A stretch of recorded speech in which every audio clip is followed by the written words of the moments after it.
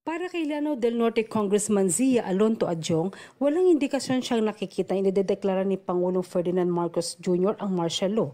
Ito ay bilang kontra sa naunang pahayag ni dating Pangulong Rodrigo Duterte na papunta na si Pangulong Marcos sa pagiging diktador.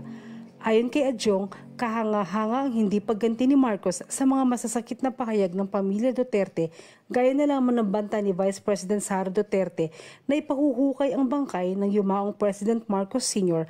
at itatapon sa West Philippine Sea.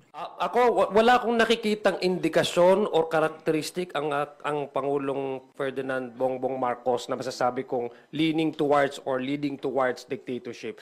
Diktador ba yung minumura ka? Ang tatay mo sinasabi kung ano-ano tatanggalin, i-exhume, tapos itatapon sa West Philippine Sea. Itathreaten ang buhay mo, itathreaten ang wife mo, itathreaten ang Speaker of the House, ang nagkapinsan mo. Tapos every time nagkakaroon sila ng rally, ang pinakapunto nila isirain yung isang pagkatao. Hindi lang yung polisiya, pero yung pagkatao ng isang individual tulad ni President Bongbong Marcos. Tapos wala siyang ginagawa directly. He has all the power at his disposal, and yet he has doing nothing. In fact, ang mga response niya is so diplomatic. Characteristic ba yun ng isang diktador? I don't think so. Kahit may rason para umaksyon si Pangulo sa iba pang banta sa buhay nila ni First Lady Liza Marcos at Speaker of the House Martin Romualdez, ay pinili na lamang nitong manahimik.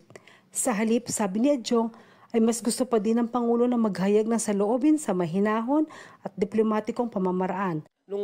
Itong ginagawa ng administrasyong ito, he respects the separation of powers.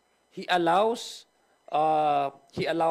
not even want, maraming mga legal opinion na sinasabi, President, you request the Senate to convene for an emergency session. He did not do that because he respects the separation of powers. He allows all the agencies to work according to its mandates. That's not an indication, or that's not even an attribute of a dictator.